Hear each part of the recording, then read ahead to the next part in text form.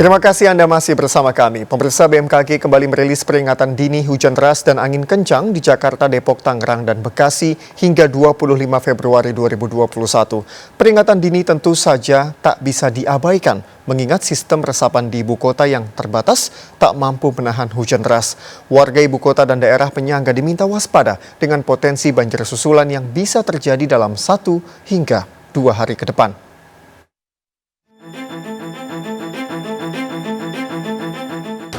Bila terjadi hujan di atas 100 mm per hari, maka pasti terjadi genangan.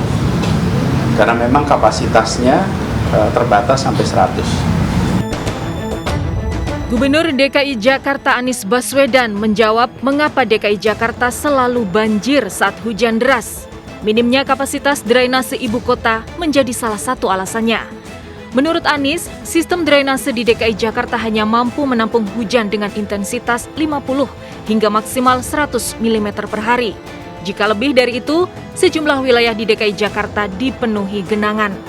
Anies pun merujuk pada intensitas hujan pada Jumat dan Sabtu pekan lalu yang sejalan dengan peringatan dini cuaca ekstrim hujan deras yang dikeluarkan BMKG.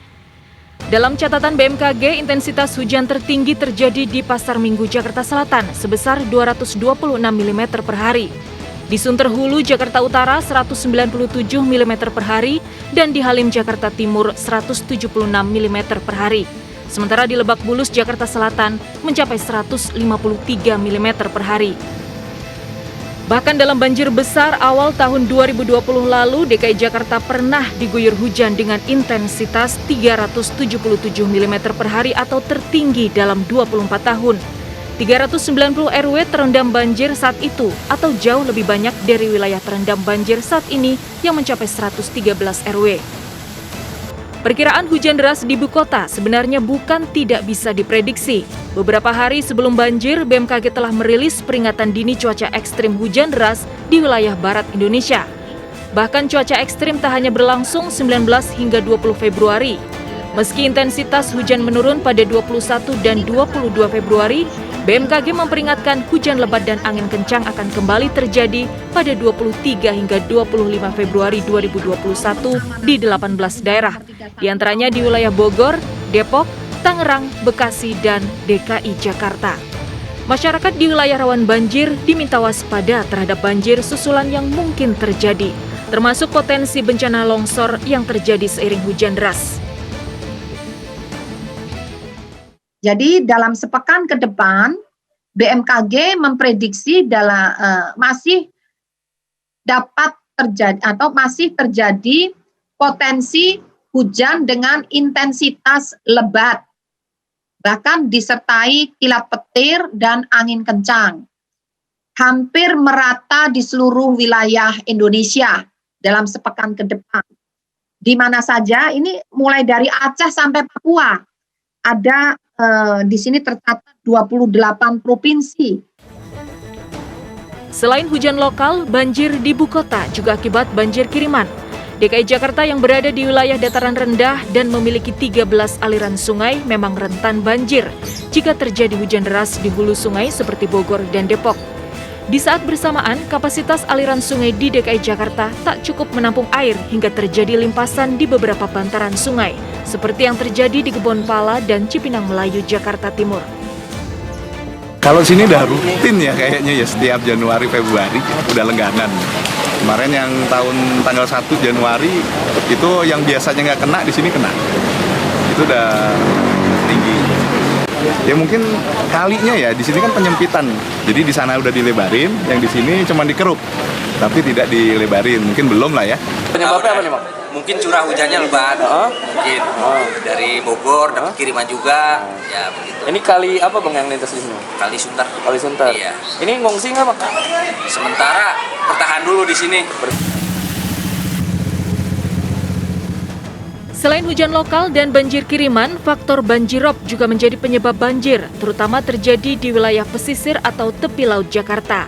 Selain akibat air laut pasang, penurunan muka tanah di utara Jakarta juga mempengaruhi peningkatan banjirop, seperti yang kerap terjadi di wilayah Kapuk Muara, Jakarta Utara.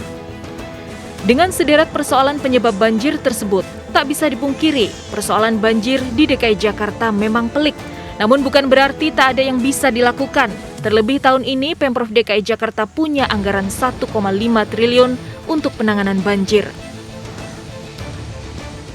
Memang tahun ini kami menganggarkan kurang lebih 1 triliun lebih untuk penanganan banjir. Ya, pengurukan dan lain-lain. Cuma kan belum bisa dieksekusi karena ini di awal tahun. Ya, dengan anggaran 1,5 triliun rupiah pada tahun ini, Pemprov DKI punya ruang gerak untuk meminimalkan dampak banjir di ibu kota. Mulai dari pengerukan sampah, normalisasi sungai, penambahan pompa penyedot banjir, hingga langkah evakuasi warga yang lebih cepat di titik-titik banjir. Pembentukan early warning sistem banjir yang sempat digaungkan Anies Baswedan di awal pemerintahannya juga bisa kita tagih kembali. Meski tak bisa mengatasi banjir sepenuhnya, setidaknya kerugian banjir terhadap warga di ibu kota bisa diminimalkan.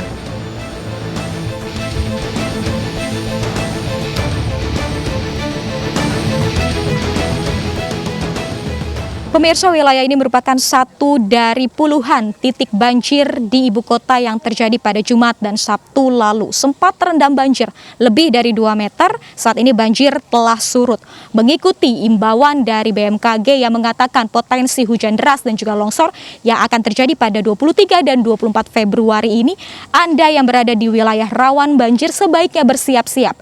Jika tidak memilih untuk mengungsi, tidak ada salahnya jika Anda memindahkan barang berharga seperti dokumen dan juga elektronik ke tempat lebih aman sehingga dapat meminimalkan adanya kerugian yang besar jika banjir terjadi. Dari Jakarta, Revika Sibarani, Herdiansyah, iNews melaporkan.